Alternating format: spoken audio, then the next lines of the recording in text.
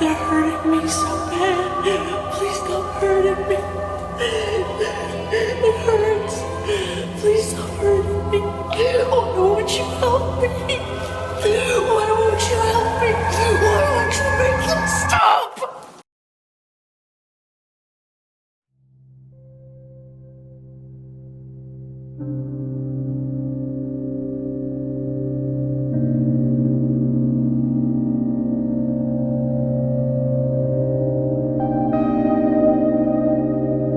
The most precious thing in the entire material universe is the capacity for a consciousness to generate a sensation of horror and unpleasantness, to be harmed and to suffer. That is where all value is generated,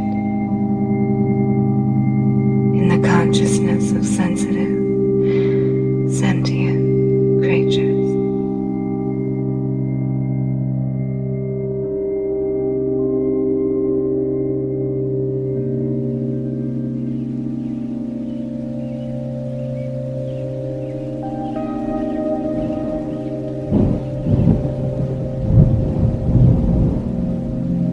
Humans. We are propelled by our want, our deprivation, to enter the maze game of ambition, desire, and illusion. We are ruthlessly addicted.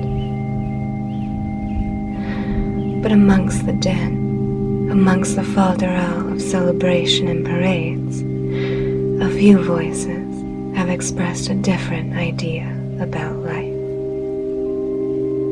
An idea that articulates that life is a failed experiment, and that to create it is an imposition, and that it is simply wrong to create need for no need. There's no reason for a parade after all. You are doomed. Nothing but a false sense of hope that clings to your frail mind before that, too, is forcibly ripped out of you. But EFILists, we believe there is something fundamentally broken in the natural mechanism of the circumstance we call life. We throw fragile need machines into a world from which they can never derive satisfaction, without imposing unsatisfied need onto something else. Our duty is trying to have a conversation with the human race about wasted suffering and the responsibility of manufacturing a graceful exit. As EFILists, we accept this grim reality and its many painful truths. No God created this. Life existing is the product of unintelligent design. It has real negative consequences on sentient creatures. Evolution has consequences. This unintelligent design means an ocean of suffering.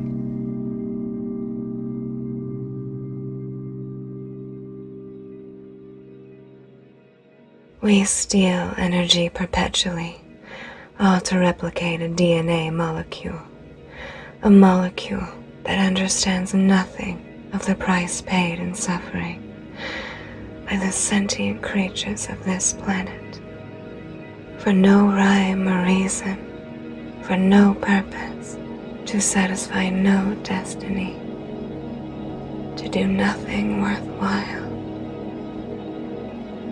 In the end, all we ever were dissipates into dust, but not before you are put through countless forms of torture. Distant screaming and hopeless cries fill this sea under the heavy waves of existence. We ignore with every breath the truth but a rare few are to float in this gray sea and close their eyes to listen intently. EFILists are the ones who stop and listen to those pleading cries. I hear you. We hear you. EFILism is knowing that life is an imposition. EFILism is understanding that all value in the universe is derived from the conscious experience of sentient, feeling creatures. Life is consumption, reproduction, cannibalism, and addiction. That is what it is. Those are the sickly ingredients that make up the reality of life here on planet Earth. Consume so that we may reproduce.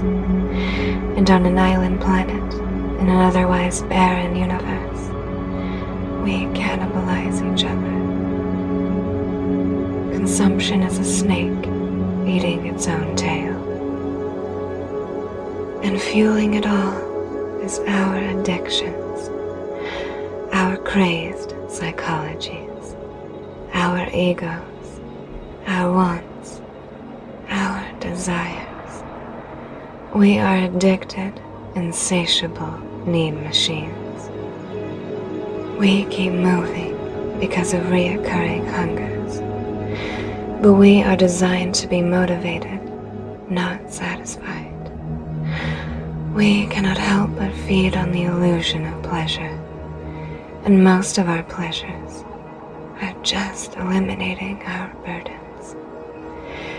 The pleasure is just a temporary relief from the deprivation. A negative already had to exist in order to get to that positive. Our hunger never dies. We crave and yearn only for us to drown in our own unending sorrows, all while we so willingly roll the dice with someone else's life. Would you spin the wheel of misfortune with someone else's welfare? Would you impose harm?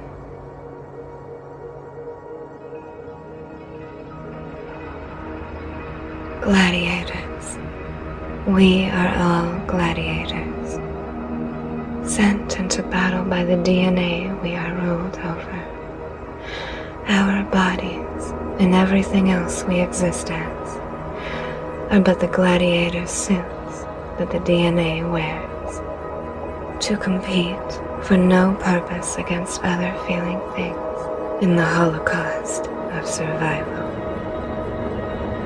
That is what our existence overall has been made out of. That is the heap of corpses, both animal and human animal, our civilization now sits upon.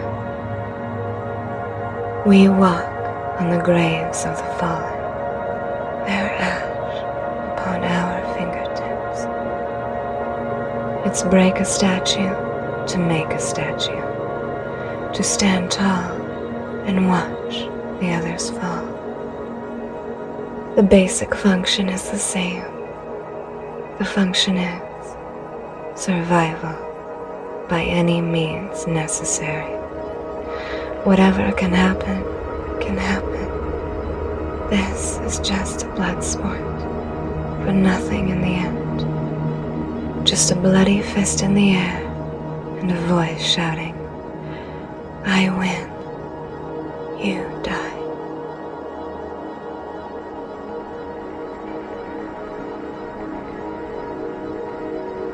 And nature. Make no mistake, nature is the cause of most of the suffering on this planet. Cannibalism has many forms in life. It is a word that perfectly describes the obscenity of the natural destruction and chaos that surrounds us. There is no mercy here on earth. Nature is a brutal, brainless force, completely unsympathetic to the agony of the neurons and consciousnesses in its path. The animals tearing each other apart, limb by limb, heart by heart. What is your glib response? That's just life? That's just nature? What if the animals could not only speak, but truly had the time and ability to think about what they would really like to say to us? How do you think the animals would condemn life if they could?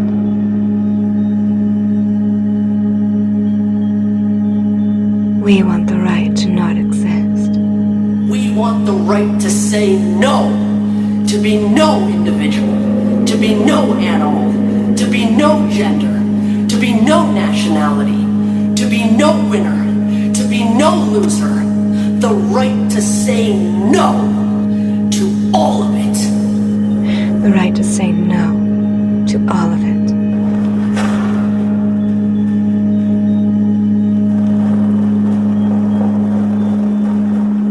But some gladiators, the graceful ones, the elegant gladiators, begin to see over the maze of desire.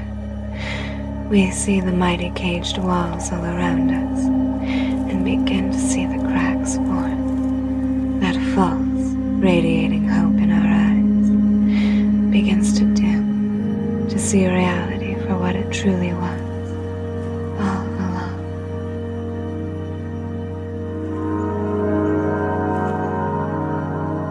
EFILism is knowing that life is an imposition.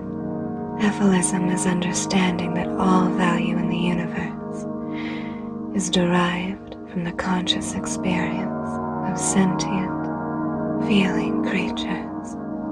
Understanding may come fast, understanding may come slow, but when one is exposed to these ideas, a war begins inside their chaotic mind.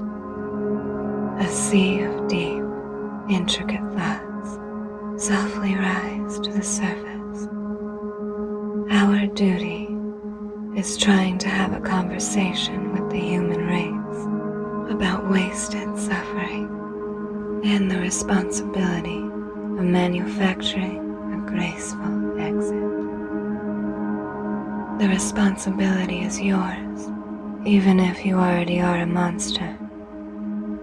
Even if you already are a werewolf, to search for and find that perfect silver bullet, the perfect argument, and to fire that logic, that understanding, into the other fickle brains around you playing this game.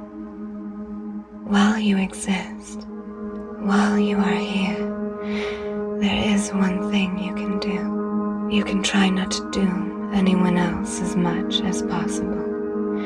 You can try not to impose as much as possible. You can recognize that just being alive makes you a taker, that your every happiness is paid for by the other sentient creatures suffering. Their blood has already stained your hands red. You can try to understand all the myriad ways in which your sentience is dangerous in this world. And you can try not to impose as much of that chaos onto anything else. You will have an impact. You can use what power you have to help end the suffering.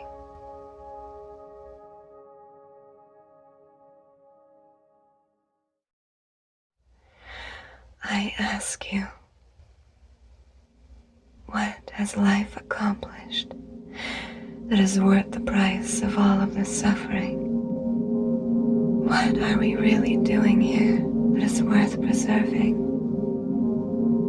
What right do you have to enslave more of us? The universe doesn't need us, and there would would be no deprivation without us when we finally come to no longer exist. The quiet will finally arise from the ash of us. All will be still when we finally fade away back to a place of nothingness. Beyond your addiction, beyond your desire, beyond your brief moments of glory and ambition, beyond what you need life to be, what is it accomplishing besides agony? Some of us are lost in this vast maze, hoping to find a minotaur, hoping to be the minotaur. But some of us learn to look over the maze and see what we're really caught up in. We learn to understand ourselves as insidious mechanisms, to see the inefficiency of the game itself, all of the traps and all of the risks. All of the proof is right here in front of your widening eyes. Breathe in the minds of us. Feel the pain upon your shoulders. Feel the heavy burden, the weight of existence. Over time, your mission back in the maze will change from one of selfishness to one of productivity, the minimizing of the harm and the maximizing of the comfort. Every gladiator can eventually learn to see over the maze. Even I did. We are cockroaches by nature. That's what we are.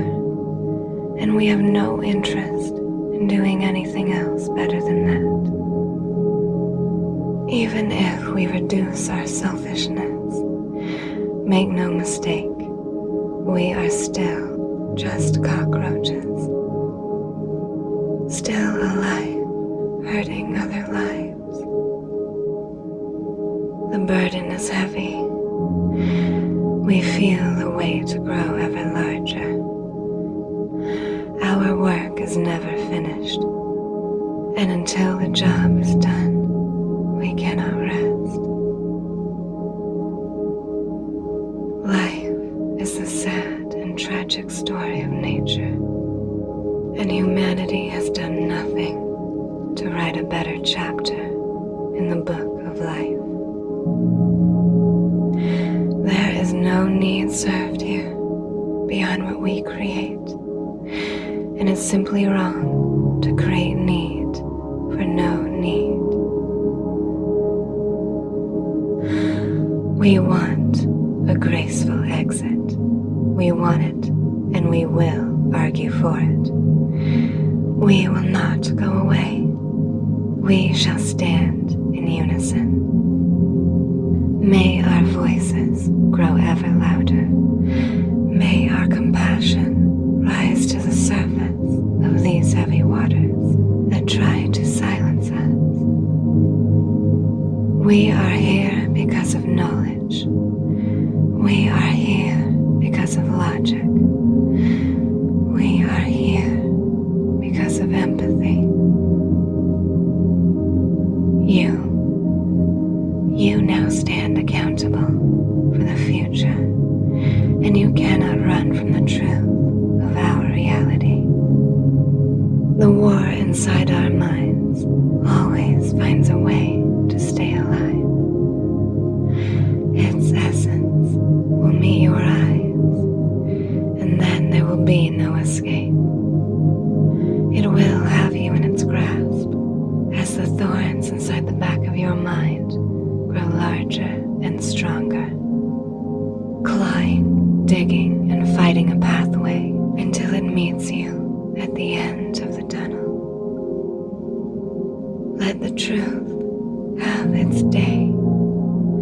All the truth needs is a fair fight, and the truth will win. From then on, it will be the possession of the future, of our futures. may you fight with us. Because as EFILists, we know what matters in the end.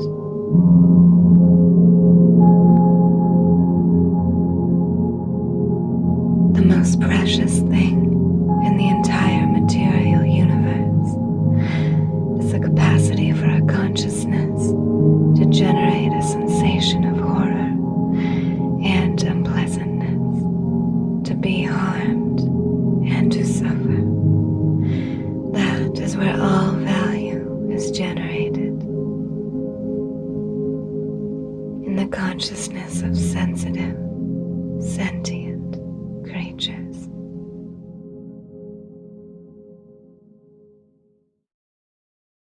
We reject this game.